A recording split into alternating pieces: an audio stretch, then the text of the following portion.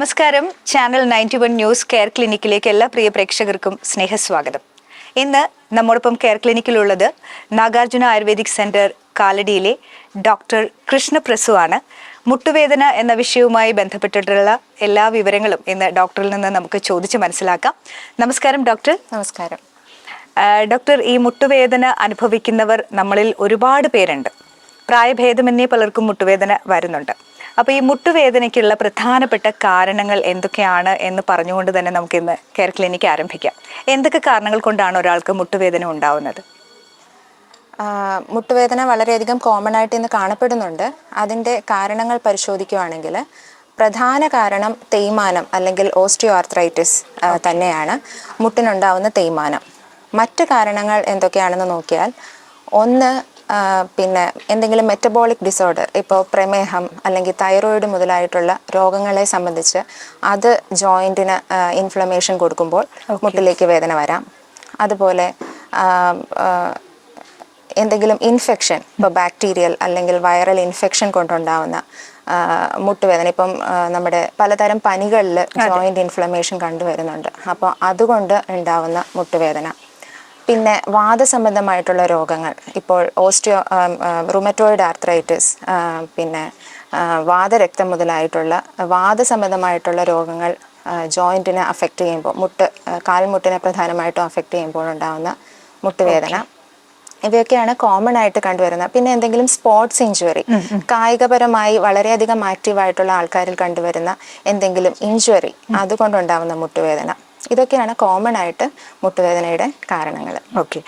അതുപോലെ തന്നെ പണ്ടൊക്കെ ആയിരുന്നു നമ്മൾ വാർദ്ധക്യത്തിലേക്ക് എത്തുമ്പോഴാണ് മുട്ടുവേദന വരുന്നത് എന്നൊക്കെ പറയാറുള്ളത്. പക്ഷേ ഇന്ന് പ്രായഭേദമന്യേ കുട്ടികളിലുമൊക്കെ നമ്മൾ മുട്ടുവേദന കാണുന്നുണ്ട്. അപ്പോൾ സാധാരണ യങ്സ്റ്റേഴ്സ് ആയിട്ടുള്ളവരിൽ അല്ലെങ്കിൽ കുട്ടികളിൽ എന്തൊക്കെ റീസൺ കൊണ്ടാണ് മുട്ടുവേദന ഉണ്ടാവാനുള്ള ചാൻസസ്? അതെ, അപ്പോൾ അതിൻ്റെ പ്രധാന കാരണങ്ങൾ എന്ന് പറയുന്നത്, ഒന്ന് ഓവർ സ്ട്രെയിനിങ് ആണ്. മുട്ടിനെ നമ്മൾ വെയിറ്റ് ബിയറിംഗ് ജോയിന്റ് എന്നാണ് പറയുക. അതായത് നമ്മുടെ ശരീരത്തിന്റെ ഭാരം മുഴുവനും ഏക്കപ്പെടുന്ന ഒരു ജോയിന്റ് ആണ് കാൽമുട്ട് എന്ന് പറയുന്നത്.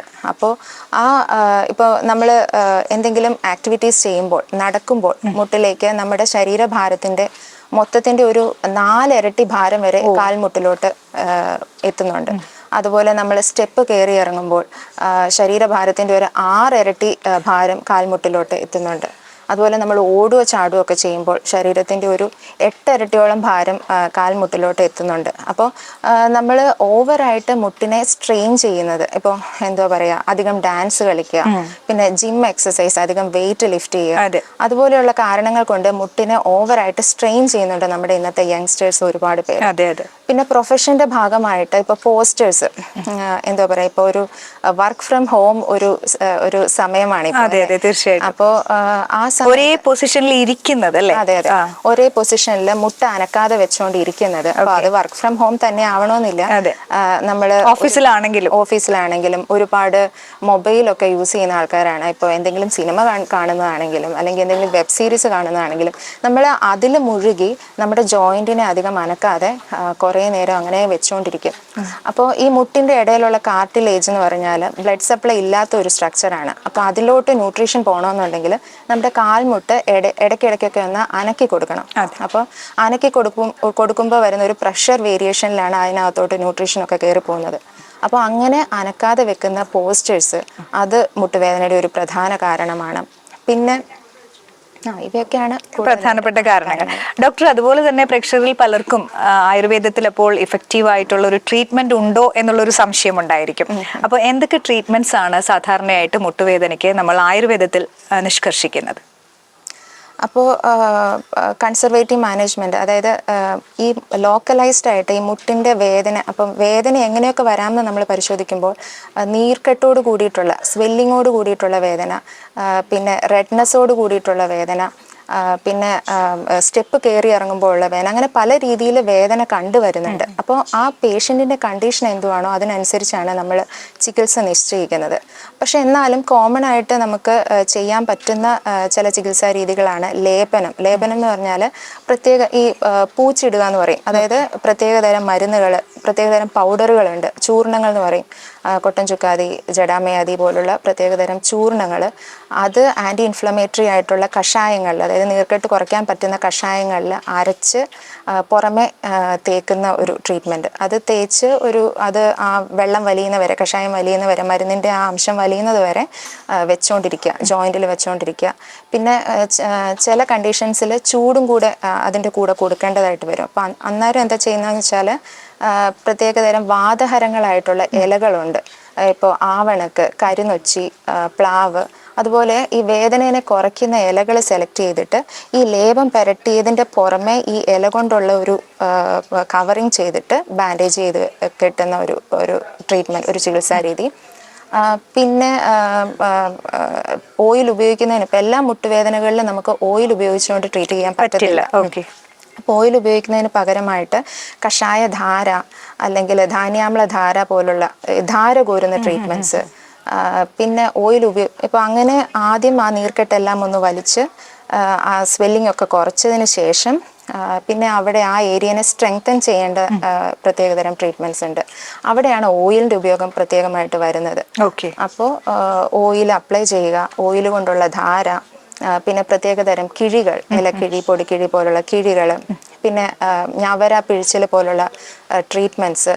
അപ്പോൾ ഞവരരി എന്ന് പറഞ്ഞാൽ വളരെയധികം സ്ട്രെങ്തനിങ് ആയിട്ടുള്ള ഒരു അരിയാണ്. അതെ, ഞവരക്കിഴിയും ഭയങ്കര പ്രസിദ്ധമാണല്ലോ അല്ലേ? ഞവരക്കിഴി വെക്കുക എന്ന് പറയുന്നത്. അപ്പോൾ ഈ ഞവരക്കിഴിക്ക് ഉപയോഗിക്കുന്ന അരി തന്നെ പേസ്റ്റ് ആക്കി പാലില്, പ്രത്യേകതരം പാൽ കഷായത്തില് പേസ്റ്റ് ആക്കി, ചിലപ്പോൾ മാംസരസവും കൂടെ കൂട്ടി.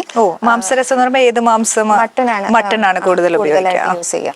അപ്പം മാംസരസവും കൂടെ കൂട്ടി പേസ്റ്റ് ലേപം ചെയ്യുന്ന ഒരു ചികിത്സാ രീതിയുണ്ട്. ഇതൊക്കെയാണ് നമ്മൾ കോമൺ ആയിട്ട് ചെയ്യുന്നത്. പിന്നെ പഞ്ചകർമ്മം എന്ന് കേട്ടിട്ടുണ്ടാവും. നമ്മളുടെ മുട്ടുവേദന നമ്മൾ ആദ്യം കണ്ടു പല കാരണങ്ങൾ കൊണ്ട് വരാം അല്ലേ? ഇപ്പോൾ വാദസംബന്ധമായിട്ടുള്ള രോഗങ്ങൾ കൊണ്ട് വരുന്ന മുട്ടുവേദനയിലാണെങ്കിൽ നമ്മൾ ഒന്ന് പഞ്ചകർമ്മ ആ പേഷ്യൻറ്റിന് അനുയോജ്യമായിട്ടുള്ള ഒരു പഞ്ചകർമ്മ കൂടെ സെലക്ട് ചെയ്തിട്ട് ആ പഞ്ചകർമ്മം ചെയ്യുന്നതോടൊപ്പം തന്നെ ഈ ലോക്കൽ ട്രീറ്റ്മെൻറ്റും കൂടെ ചെയ്യുമ്പോൾ അതിൻ്റെ ബെനിഫിറ്റ് കൂടുതലുണ്ട്. ഓക്കെ ഓക്കെ ഡോക്ടർ, അതുപോലെ പ്രേക്ഷകർക്ക് ചിലപ്പോൾ സംശയമുണ്ടാവും, എത്ര നാളെടുക്കും ഈ മുട്ടുവേദനയുടെ ഒരു ട്രീറ്റ്മെൻറ്റ്, അല്ലെങ്കിൽ എത്ര കാലം കൊണ്ട് ക്യൂർ ആവും എന്നൊക്കെയുള്ള സംശയങ്ങൾ. എല്ലാവർക്കും എത്രയും വേഗം ആവണം എന്നാണല്ലോ.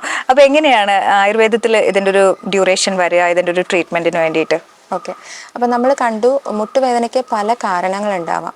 അപ്പോൾ ആ കാരണങ്ങൾ വെച്ചിട്ടാണ് ഇതിൻ്റെ ഡ്യൂറേഷൻ നമ്മൾ തീരുമാനിക്കുന്നത്, ചികിത്സയുടെ ഡ്യൂറേഷൻ നമ്മൾ തീരുമാനിക്കുന്നത്. അപ്പോൾ ഒരു സ്പോർട്സ് ഇഞ്ചുറി അല്ലെങ്കിൽ നമ്മുടെ അധിക സ്ട്രെയിൻ കൊണ്ട് പെട്ടെന്നുണ്ടാകുന്ന, നമ്മുടെ മുട്ടിന് പലതരം ലിഗമെൻറ്റ്സ് ഉണ്ട്, അതൊക്കെ നിങ്ങൾ കേട്ടിട്ടുണ്ടാവും. ആൻറ്റീരിയൽ ക്രൂഷിയേറ്റ്, ACL, PCL എന്നൊക്കെ പറഞ്ഞിട്ട് കുറേ ലിഗമെൻറ്റ്സ്, അതായത് ഈ മുട്ടിനെ ചേർത്ത് നിർത്തുന്ന വള്ളികൾ എന്ന് വേണേൽ പറയാം. അങ്ങനെയുള്ള അതിനുണ്ടാവുന്ന ക്ഷതങ്ങൾ അല്ലെങ്കിൽ എന്തെങ്കിലും ഇഞ്ചുറി, ഈ മുട്ടിൻ്റെ ഇടയിലുള്ള കാർട്ടിലേജ് ഉണ്ട്, അതിനുണ്ടാവുന്ന എന്തെങ്കിലും ഇഞ്ചുറി, അപ്പോൾ അങ്ങനെയൊക്കെയുള്ള കാരണങ്ങളാണെങ്കിൽ യൂഷ്വലി അതിൻ്റെ ഒരു ഗ്രേഡ് ഉണ്ട്. അപ്പോൾ എന്താ പറയുക, ഇപ്പോൾ ഒരു സ്ട്രെയിൻ കൊണ്ടിട്ട് ആ വള്ളികൾ അല്ലെങ്കിൽ ആ ലിഗമെൻറ്റ്സ് ഒന്ന് വലിഞ്ഞതേ ഉള്ളൂ, അങ്ങനെയാണെങ്കിൽ അത് സ്റ്റേജ് 1 എന്ന് പറയാം. സ്റ്റേജ് 2 എന്ന് പറയുമ്പോഴത്തേക്ക് അതിന് പാർഷ്യലായിട്ട് ഒരു ചെറിയ കീറൽ അല്ലെങ്കിൽ ഒരു ടിയർ വന്നു, അപ്പോൾ അതിനെ നമ്മൾ സെക്കൻഡ് ഡിഗ്രി എന്ന് പറയാം. അതിൽ തേർഡ് സ്റ്റേജ് എന്ന് പറഞ്ഞാൽ കംപ്ലീറ്റ് പൊട്ടിപ്പോവുക. അപ്പോൾ അതിൻ്റെ ഒരു സ്റ്റേജ് അനുസരിച്ചിട്ടൊക്കെയാണ് ഇതിൻ്റെ ട്രീറ്റ്മെൻറ്റ് നമ്മൾ നിശ്ചയിക്കുക. കംപ്ലീറ്റ് പൊട്ടിപ്പോയ ഒരു അവസ്ഥയിൽ നമ്മൾ സർജറി തന്നെ, നമ്മൾ അവരെ പേഷ്യൻസിനെ എത്രയും വേഗം സർജറിയിലോട്ട് തന്നെ റെഫർ ചെയ്യുകയാണ് വേണ്ടത്. അതല്ലാണ്ട് ഈ പറയുന്ന ഫസ്റ്റ് സ്റ്റേജ്, സെക്കൻഡ് സ്റ്റേജ് ഒക്കെ ആണെങ്കിൽ യൂഷ്വലി 2 to 6 വീക്സ് വരെയാണ് എടുക്കുക. ഇനി അതല്ല വാദസംബന്ധമായിട്ടുള്ള രോഗങ്ങളാണെങ്കിൽ അതിന് എന്താ പറയുക, നമ്മൾ ചികിത്സകൾ ചെയ്തുകൊണ്ട് ഇൻറ്റേർണൽ മെഡിസിൻസ് എടുത്തുകൊണ്ട് അതിനെ നമ്മൾ മാനേജ് ചെയ്ത് പോകണം. അതെ. അപ്പോൾ ചിലപ്പോൾ ഒരു പക്ഷേ ട്രീറ്റ്മെൻറ്റ് ഇപ്പോൾ ഒരു വർഷത്തിൽ ഒരു 14 ദിവസം, നമ്മൾ ഐഡിയൽ ഒരു പീരീഡ് ഓഫ് ട്രീറ്റ്മെൻറ്റ് എന്ന് പറയുന്നത് 14 ദിവസമാണ്. ആ 14 ദിവസം, ചിലവർക്ക് നമ്മൾ 21 ദിവസം ആ പിന്നെ അസുഖത്തിന്റെ കാഠിന്യത അനുസരിച്ച് തീവ്രത ഇന്റൻസിറ്റി അനുസരിച്ച് 21 ദിവസം വരെ പറയാം. അപ്പോൾ അത് 1 വർഷം ചെയ്തു, പിന്നെ ചിലപ്പോൾ അടുത്ത വർഷം ആ കോഴ്സ് റിപ്പീറ്റ് ചെയ്യേണ്ടി വരും. അങ്ങനെ ഒരു 3 വർഷം അങ്ങനെ കോഴ്സ് റിപ്പീറ്റ് ചെയ്യേണ്ടതായിട്ട് വരാം. പക്ഷേ ആ ഒരു ഡ്യൂറേഷൻ, അതായത് നെക്സ്റ്റ് ഇയർ ആ ഒരു ട്രീറ്റ്മെന്റ് എടുക്കുന്നവരെ ഒരുപക്ഷെ വളരെ കാം ആൻഡ് ക്വയറ്റ് ആയിട്ട് സുഖമായിട്ട് മാനേജ് ചെയ്ത് പോവാൻ ഒരുപക്ഷെ തീർച്ചയായിട്ടും സാധിക്കും. പക്ഷേ ഈ ട്രീറ്റ്മെന്റിന് ശേഷം ജീവിതശൈലിയിൽ വരുത്തേണ്ടുന്ന ചില മാറ്റങ്ങളുണ്ട്. എനിക്ക് തോന്നുന്നു ആയുർവേദത്തിൽ ഏറ്റവും ഇമ്പോർട്ടന്റ് അത് തന്നെയാണ്. നമ്മൾ ആഫ്റ്റർ ട്രീറ്റ്മെന്റ് എടുക്കുന്ന നമ്മുടെ ജീവിതചര്യ എത്രത്തോളം ഉണ്ട് എന്നുള്ളതാണ് അല്ലെ, പിന്നീട് അങ്ങോട്ട് അത് വരുന്നതും വരാതിരിക്കുന്നതും ഒക്കെ നിശ്ചയിക്കുന്നത്. അപ്പോൾ അതിനെക്കുറിച്ച് കൂടി ഒന്ന് പറയാമോ? ഇപ്പൊ മുട്ടുവേദനയുടെ ട്രീറ്റ്മെന്റ് എടുത്തിട്ട് ഇവിടുന്ന് നമ്മൾ പോകുന്ന സമയത്ത് പിന്നീട് അടുത്ത വർഷം ആ ഒരു ട്രീറ്റ്മെന്റ് എടുക്കാൻ വരുന്നത് വരെയുള്ള നമ്മൾ പാലിക്കേണ്ടുന്ന ആ ഒരു ചിട്ടകളെ കുറിച്ചും അല്ലെങ്കിൽ ശ്രദ്ധിക്കേണ്ടുന്ന കാര്യങ്ങളെ കുറിച്ചും ഒക്കെ ഒന്ന് പറഞ്ഞാൽ നന്നായിരിക്കും. അതെ, അപ്പോൾ അതിൽ ഏറ്റവും പ്രാധാന്യം അർഹിക്കുന്ന ഒരു കാര്യം എന്ന് പറയുന്നത് നമ്മുടെ മുട്ടിനെ ഓവർ സ്ട്രെയിൻ ചെയ്യാതിരിക്കുക എന്നുള്ളതാണ്. പിന്നെ നമ്മൾ കിടക്കുമ്പോൾ ഇരിക്കുമ്പോൾ ഒക്കെ മുട്ടിന് ഒരു സപ്പോർട്ട് കൊടുത്തുകൊണ്ട് നമ്മുടെ എല്ലാ ആക്ടിവിറ്റീസിനെയും നമ്മളൊന്ന് മോഡിഫൈ ചെയ്യുക. പിന്നെ നമ്മൾ ട്രീറ്റ്മെൻറ്റിൻ്റെ ഭാഗമായിട്ട് കുറച്ച് ഇൻറ്റേർണൽ മെഡിസിൻസ്, ഇപ്പോൾ ഇൻറ്റേർണൽ മെഡിസിൻസിനെ പറ്റി ഞാൻ പറഞ്ഞില്ല. അപ്പോൾ നമ്മൾ ചികിത്സയിൽ എങ്ങനെയാണോ പുറത്ത് നമ്മൾ ബാഹ്യമായി ട്രീറ്റ്മെൻറ്റ്സ് ചെയ്യുന്നത് അതുപോലെ തന്നെ ഉള്ളിലേക്ക് മരുന്ന് കൊടുക്കണം. അപ്പോൾ ആയുർവേദത്തിൻ്റെ ഒരു എല്ലാ ചികിത്സകളിലും ആദ്യം നമ്മൾ ശ്രദ്ധിക്കുന്നത് നമ്മുടെ ദഹനശക്തിയെ വർദ്ധിപ്പിക്കുക എന്നുള്ളതാണ്. കാരണം ദഹനശക്തി അല്ലെ ആ ഡൈജഷൻ പ്രോസസ്സ് നന്നായി നടന്നെങ്കിൽ മാത്രമേ മരുന്നിൻ്റെ പ്രോപ്പർ അബ്സോർപ്ഷൻ നടക്കുകയുള്ളൂ. അതെ, അപ്പോൾ ആ ദഹനശക്തിയെ നന്നാക്കിയെടുത്ത് അതിനുശേഷം ഈ നീർക്കെട്ടിനെ കുറയ്ക്കുന്ന അല്ലെങ്കിൽ വേദനയെ കുറയ്ക്കുവാനുള്ള പ്രത്യേകതരം കഷായങ്ങളും ഗുളികകളും ഒക്കെ ഇന്റേണലി കഴിക്കേണ്ടി വരും. അങ്ങനെ അത് ആ വേദനയും നീർക്കെട്ടും ഒക്കെ മാറ്റിയതിന് ശേഷം മുട്ടിനെ റെജുവിനേറ്റ് ചെയ്യുന്ന അല്ലെങ്കിൽ സ്ട്രെങ്തൻ ചെയ്യുന്ന മറ്റു ചില മരുന്നുകൾ പിന്നീട് കഴിക്കേണ്ടി വരും. അപ്പോൾ അത് കഴിച്ചുകൊണ്ടിരിക്കുന്ന ഒരു സമയത്തായിരിക്കും നമ്മൾ ഈ 14 ദിവസത്തിൽ നമ്മൾ വീട്ടിലോട്ട് പറഞ്ഞു വിടും. അപ്പോൾ അങ്ങനെയുള്ള സ്ട്രെങ്തനിങ് ആയിട്ടുള്ള കുറച്ച് മരുന്നുകൾ നിങ്ങൾ കണ്ടിന്യൂ ചെയ്യേണ്ടി വരും ട്രീറ്റ്മെന്റിന് ശേഷം. അതൊരു 1 മാസം 2 മാസം 3 മാസം ചിലപ്പോൾ 6 മാസം വരെ കണ്ടിന്യൂ ചെയ്യേണ്ടി വരും. അത് വേദനയുടെ അല്ലെങ്കിൽ അസുഖത്തിന്റെ തീവ്രത അനുസരിച്ച് ഓരോ വ്യക്തിക്കും മാറി വരും. ഡോക്ടർ, അതുപോലെ തന്നെ നമുക്കറിയാം, എന്തൊക്കെ പറഞ്ഞാലും നമ്മുടെ വെയിറ്റ് മാനേജ്മെന്റ് ഇതിൽ വളരെയധികം ഇമ്പോർട്ടന്റ് ആണ് അല്ലെ. നമ്മൾ നേരത്തെ പറയാൻ ഒരു പക്ഷെ വിട്ടുപോയൊരു കാര്യമാണ്. അപ്പൊ അതെങ്ങനെ നമുക്ക് കൺട്രോൾ ചെയ്ത് പോവാം? മുട്ടുവേദന ഉള്ളവരിൽ ആദ്യം ഡോക്ടേഴ്സ് പറയുന്നത് you have to reduce your weight എന്നുള്ളതായിരിക്കും. അപ്പൊ അതിന്റെ കാര്യങ്ങൾ കൂടെ ഒന്ന് വിശദമാണ്. അതെ, ഒരു മുട്ടുവേദനയായിട്ട് ആള് വരുമ്പോൾ തന്നെ, അത് ആക്ച്വലി ഞാൻ പറയാൻ വിട്ടുപോയതാണ്, ആള് വരുമ്പോൾ തന്നെ നമ്മൾ ആദ്യം ശ്രദ്ധിക്കുന്ന ആളുടെ വെയിറ്റ് ആണ്. അപ്പോൾ വെയിറ്റ് കൂടുതൽ കൊണ്ടുള്ള മുട്ടുവേദനയാണെങ്കിൽ ഒരു പരിധി വരെ ഒരു 10 കിലോ ആ ആളുടെ വെയിറ്റ് കുറയ്ക്കാൻ അദ്ദേഹത്തിന് കഴിയുമെങ്കിൽ മുട്ടുവേദന കംപ്ലീറ്റ് ആയിട്ട് തന്നെ നമുക്ക് മാറ്റാനായിട്ട് സാധിക്കും. കാരണം ഞാൻ പറഞ്ഞു വെയിറ്റ് ബിയറിംഗ് ജോയിന്റ് ആണ് എന്നുള്ളത്. പിന്നെ അതിനനുസരിച്ചിട്ടുള്ള ഡയറ്റ് ഇമ്പോർട്ടൻ്റ് ആണ്. അതായത് ഈ ചോറ് ചപ്പാത്തി പോലുള്ള കാര്യങ്ങളൊക്കെ കുറച്ചിട്ട് ധാരാളം പച്ചക്കറികളും ധാരാളം പഴവർഗ്ഗങ്ങൾ ഒക്കെ കഴിക്കുക. ഈസിലി ഡൈജസ്റ്റബിൾ ആയിട്ടുള്ള ഫുഡ് നമ്മുടെ ലൈഫ് സ്റ്റൈലിൽ ഉൾപ്പെടുത്തുക, ഭക്ഷണക്രമത്തിൽ ഉൾപ്പെടുത്തുക എന്നുള്ളതാണ് അവിടെ ചെയ്യേണ്ടുന്ന. ഫൈബർ റിച്ച് ആയിട്ടുള്ളത്. പിന്നെ കോൺസ്റ്റിപ്പേറ്റഡ് ആയിട്ടുള്ള കാര്യങ്ങൾ, അതായത് ദഹനത്തിന് ബുദ്ധിമുട്ടുള്ള ആഹാര ക്രമങ്ങൾ ഒഴിവാക്കുക. റെഡ് മീറ്റ്, ചിക്കൻ അതുപോലെയൊക്കെയുള്ള സാധനങ്ങൾ, മത്സ്യമാംസങ്ങൾ. എന്നാൽ ഈ ഓസ്റ്റിയോ ആർത്രൈറ്റിസ് പോലുള്ള കണ്ടീഷനിൽ പിന്നെ മത്സ്യം വളരെ നല്ലതുമാണ്. കാൽഷ്യം റിച്ച് ഫുഡ് വളരെ നല്ലതുമാണ്. ചെറിയ മത്സ്യങ്ങളായിരിക്കും കാൽഷ്യം റിച്ചിൽ അല്ലേ, കുറച്ചുകൂടി ഇമ്പോർട്ടന്റ് ആയിട്ട്. മത്തി ഫുഡ് ഒക്കെ കഴിക്കാവുന്നതുമാണ്. അപ്പൊ അത് ഓരോ കാരണങ്ങൾ കൊണ്ടാണ് മുട്ടുവേദന വരുന്നത് അല്ലേ. അപ്പൊ അത് നോക്കി നമ്മൾ പഥ്യ ആഹാരങ്ങൾ പറയേണ്ടി വരും. അതും ഒരുപക്ഷെ നിങ്ങളുടെ അടുത്തേക്ക് ട്രീറ്റ്മെന്റിന് വരുന്നവർക്ക് അതനുസരിച്ചായിരിക്കുമല്ലോ ഇവിടെ നിന്നും നിർദ്ദേശം നൽകുന്നത്. ഡയറ്റും നിങ്ങൾ ചിലപ്പോ നിർദ്ദേശിക്കുമായിരിക്കാം അല്ലേ? അതെ, നമ്മളിവിടെ ഹോസ്പിറ്റലിൽ ചെയ്തു വരുന്നത് പേഴ്സൺ ടു പേഴ്സൺ ഓരോ ഡയറ്റാണ് കൊടുക്കുന്നത്. അവർക്കുള്ള ഫുഡ് നമ്മൾ ഇവിടെ തന്നെ പാകം ചെയ്ത് കൊടുക്കുകയാണ് ചെയ്യുന്നത്. അപ്പം ട്രീറ്റ്മെന്റ് ഡ്യൂറേഷനിൽ നമ്മൾ കൊടുക്കുന്നത് നമ്മുടെ പിന്നെ അഡ്വൈസ് പ്രകാരമായിരിക്കും ഫുഡ് കഴിക്കുക. അതെ, പ്രിയമുള്ളവരെ, നമ്മളിപ്പോൾ നാഗാർജുന ആയുർവേദിക് സെന്റർ കാലടിയിലാണുള്ളത്. അവിടുത്തെ ഡോക്ടർ കൃഷ്ണപ്രസു ആണ് നമ്മളോടൊപ്പം ഇപ്പോൾ മുട്ടുവേദനയെ കുറിച്ച് സംസാരിച്ചുകൊണ്ടിരിക്കുന്നത്. അതിന്റെ ട്രീറ്റ്മെന്റിനെ കുറിച്ചും അതിന്റെ റീസൺസിനെ കുറിച്ചും ഒക്കെ നമ്മൾ സംസാരിച്ചു.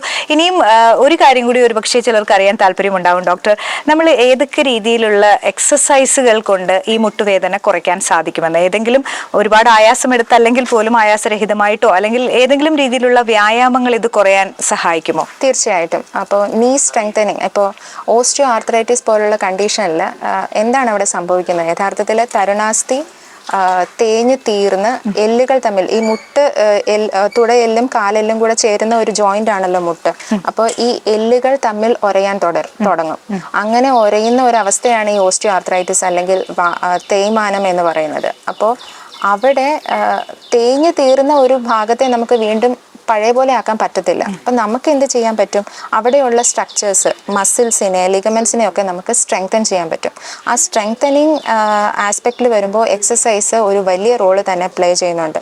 അപ്പോൾ ഒട്ടുമിക്ക മുട്ടുവേദന പിന്നെ പേഷ്യൻസ് വരുമ്പോഴും ഈ സ്ട്രെങ്തനിങ് എക്സസൈസും ചില ലോക്കൽ ട്രീറ്റ്മെന്റ്സും കൊണ്ട് തന്നെ നമുക്ക് മുട്ടുവേദന മാനേജ് ചെയ്യാൻ പറ്റും OP-യിലൊക്കെ വരുമ്പോൾ.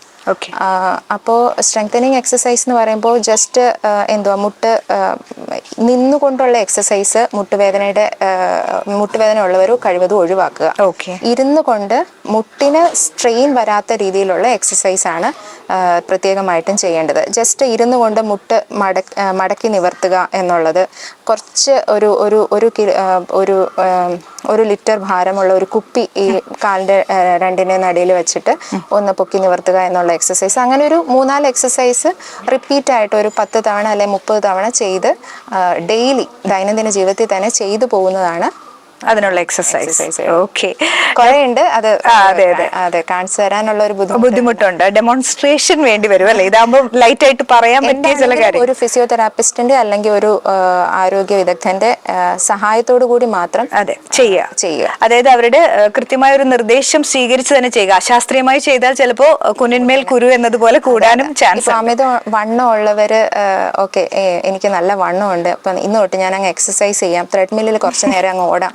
അപ്പൊ ഈ അമിത വണ്ണമുള്ളവർ എക്സസൈസ് ചെയ്യണമെന്നില്ല, അല്ലെങ്കിൽ വീഴണമെന്നില്ല. ജസ്റ്റ് ഒന്ന് കസേരയിൽ നിന്ന് എണീക്കുമ്പോൾ തന്നെ ചിലപ്പോൾ ഉള്ളിലുള്ള സോഫ്റ്റ് സ്ട്രക്ചേഴ്സിന് എന്തെങ്കിലും ഇഞ്ചുറി വരാം. അതുകൊണ്ട് കഠിനമായിട്ടുള്ള മുട്ടുവേദന വരാം. അപ്പം തീർച്ചയായിട്ടും നിങ്ങൾ ഒരു ഡോക്ടറിന്റെ അല്ലെങ്കിൽ ഒരു ഫിസിയോതെറാപ്പിസ്റ്റിന്റെ അഡ്വൈസോട് കൂടി മാത്രം എക്സസൈസ് ചെയ്യുക. ഓക്കെ ഡോക്ടർ, അപ്പോൾ നമ്മുടെ കെയർ ക്ലിനിക്കിന്റെ സമയവും ഏകദേശം ഇവിടെ പൂർണ്ണമാവുകയാണ്. വളരെ മനോഹരമായിട്ടുള്ള, വളരെ ഇൻഫോർമേറ്റീവ് ആയിട്ടുള്ള ഒരു ടോക്കാണ് ഡോക്ടർ കൃഷ്ണപ്രസു ഞങ്ങൾക്കായിട്ട് നൽകിയത്. Thank you so much. Thank you. പ്രിയമുള്ളവരെ, അപ്പോൾ കെയർ ക്ലിനിക്കിന്റെ മറ്റൊരു എപ്പിസോഡുമായിട്ട് വീണ്ടും നമുക്ക് ഒത്തുചേരാം. ഇപ്പോൾ സ്നേഹത്തോടെ ഇവിടെ പറയുന്നു. നന്ദി, നമസ്കാരം.